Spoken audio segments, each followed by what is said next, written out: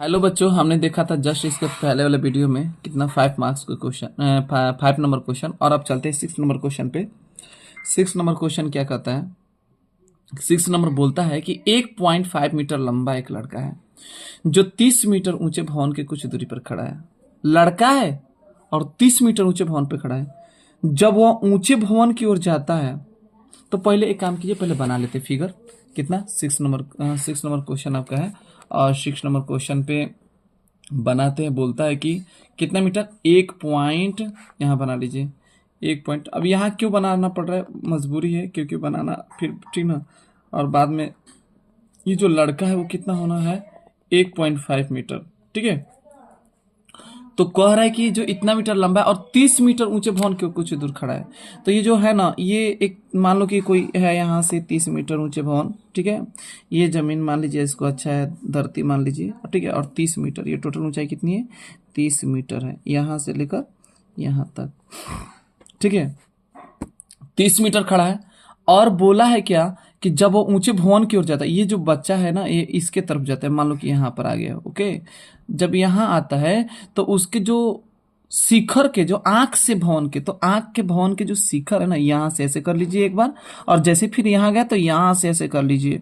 ठीक है, यहाँ से तो कितना डिग्री बन जाता है, 30 से 60 हो जाता है। तो यहाँ से शिखर ये कर लीजिए, ऐसे ऐसे करके क्या कर लीजिए, इतना। ये 30 से क्या बन जा रहा है, 60 डिग्री बन जा रहा है। यहाँ से यहाँ 30 डिग्री, 60 डिग्री। तो पूछ रहे कि बताइए कि जो ये बच्चा है यहाँ से लेकर यहाँ तक की बीच की दूरी, यहाँ तक की बीच की दूरी बताइए कितना की, मतलब कि कितना वो चला है, ये कितना दूरी चला है। ठीक है, तो फिर ना, ठीक ना, वो कितना दूरी चला है। तो अब ये आपको समझना होगा कि कितना वो पहुंचा है, कैसे पहुंचा है। तो चलिए हम लोग चलते हैं पढ़ा क्वेश्चन की तरफ।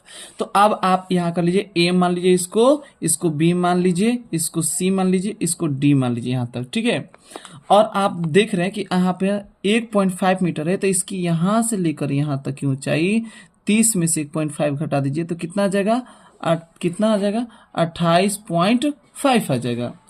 अब यहाँ पर देखिए, पहले हम त्रिभुज ए बी सी में देखें, क्योंकि देखो जब भी इसका एंगल निकालना होता है ना, वो हमेशा कितना होना चाहिए, आपका 90 डिग्री होना चाहिए। तो ए त्रिभुज ए बी सी में, तो त्रिभुज ए बी सी में, त्रिभुज एबीसी में देखेंगे तो क्या होगा। तो ये देखिए, आपका ये नीचे वाला लेना है, बीसी लेना है और ए बी लेना है। तो आपका क्या, ये लंब हो गया, ये आधार हो गया। तो कौन सा त्रिभुज आएगा, थीटा एंगल आएगा। तो tan थीटा बराबर लंब बटा क्या हो जाएगा, आधार हो जाएगा। और tan थीटा कितना होता है, tan थीटा इसमें रखिए 60, tan 60 डिग्री बराबर लंब ए बी बटा में बी सी। तो tan कितना, √3 बराबर ए बी कितना है, 28.5 बटा में बीसी। बीसी हमारा मान नहीं है। ठीक है, बीसी हमारा मान नहीं है। तिरछा, इसको बीसी को इधर कर दीजिए, बीसी बराबर क्या, 28.5 बटा में 3 हो जाए। क्योंकि देखो आप खुद से गुणा करिए, तिरछा तिरछी से गुणा करेंगे, इसको इससे गुणा करेंगे, इसको यहाँ से इसको करेंगे, इसको इससे करेंगे, फिर इसको गुणा करने के बाद क्या हो जाएगा, यहाँ √3 आएगा तो उधर चल जाएगा, तो इसलिए √3 हो। अब ये छोड़ दीजिए, बीसी का मान इतना हो गया। ओके, ठीक है। अब क्या करना है कि आपको सोचना है त्रिभुज ए, अब देखिए त्रिभुज ए बी डी में सोचना है, क्योंकि आपको पूरा कोण लेना होगा, एगो कोण से नहीं काम चलेगा। तो कोण में देखिए ध्यान से, इतना देखिए, इसके बाद आप क्या करेंगे, त्रिभुज ए बी डी में, ए बी डी में। अब ए बी डी में क्या हो गया, हमको बोला है ना लंब लेना है, और ये बीच वाला ये पूरा यहां से लेकर आधार हो गया। ठीक है, तो आधार ले लेते हैं। चलिए ए बी डी, तो क्या होगा, ए बी, अब क्या है, आधार क्या है, बी डी। तो हम tan थीटा लेंगे, tan कितना लेंगे, tan थीटा बराबर क्या हो जाएगा, लंब बटा में आधार। ठीक है, और लंब कितना हो जाएगा, tan 30 डिग्री पे चलेगा। अब ये 30 डिग्री बराबर कितना, ए बी बटा में आपका कितना हो जाएगा, ए बी बटा में बी डी। बी डी, अब बी डी को देखिए ना, बी डी को क्या हम इतना लिख सकते हैं, B C plus D C, B D बराबर बिल्कुल लिख सकते हैं, इसमें कोई संदेह ही नहीं है। तो क्या रखेंगे, रूट इसका हो जाएगा 1/√3, और ये हो जाएगा ए बी का हो जाएगा 28.5 बटा में क्या हो जाएगा, बी सी, हाँ, प्लस डी सी। अब आप क्या कीजिए, इसको जो है, इसको इससे गुणा कर दीजिए, इसको इससे गुणा कर दीजिए। ठीक है, चले गुणा करते हैं। इसको इससे गुणा करके। तो फिर आप देख रहे हैं कि BC प्लस DC और क्या कर लेंगे इसको यहाँ पे बराबर 28.5 हाँ √3। अब देखिए BC का मान रख दिए। अब देखिए BC में देखिए यहाँ पर √3 है ना, क्या एक काम करिए ना, थोड़ा सा मिस्टेक यहाँ कर लीजिएगा, यहाँ इसको परमीकरण कर दीजिए √3 बटा में √3।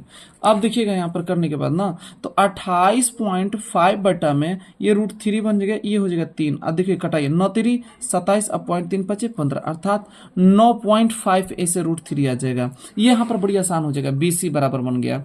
क्या हम यहाँ पर BC का मान रख देंगे 9.5 √3 प्लस DC बराबर 28.5 √3। तो DC बराबर हो जाएगा 28.5 √3 और माइनस 9.5 √3। तो आपका आ जाएगा DC बराबर 19। हाँ घटा दीजिए 0 का 0, ये हो जाएगा 5 5 0 और दशमलव आइए क्या हो जाएगा 19 में मतलब 28 में से मतलब 9 19 और √3। तो आपका ये आंसर मीटर हो जाएगा। अब इस तरीके से आपका इस क्वेश्चन का आंसर आपका हो गया। अब आगे बात करते हैं थोड़ा सा, ठीक ना, अच्छे से देख लीजिएगा।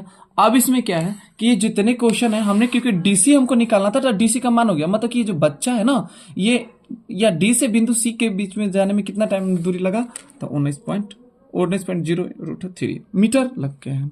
तो इस तरीके से आपको क्वेश्चन, या यहाँ पर चाहेंगे तो आप मान भी सकते थे x है, इसको मान लीजिए कि मान ले जो बच्चा दूरी तय किया कि माना कि हाँ ऐसे भी लिख सकते हैं, माना कि क्या है, माना कि बच्चे द्वारा या लड़का द्वारा, ऐसे भी लड़का द्वारा या बच्चे द्वारा तय की गई क्या दूरी, तो क्या हो जाएगा x मीटर हो जाएगा। तो इस तरीके से आप मान के यहाँ पर इसके जब DC लिख देंगे यहाँ पे कि यहाँ पर लिख देंगे कि DC बराबर क्या हो जाएगा x मीटर, और DC के जगह पर यहाँ गया और इसके बाद आंसर करेक्ट, आंसर क्या कर देंगे लगा देंगे। तो आशा करेंगे इसको आपको समझ में आ गया होगा, ठीक है। तो ओके, तो समझ में आ गया होगा, एक बार प्रैक्टिस कीजिए खुद से, ठीक है। ओके, तो जाते जाते लाइक एंड सब्सक्राइब करना पड़े। Thank you for watching this video.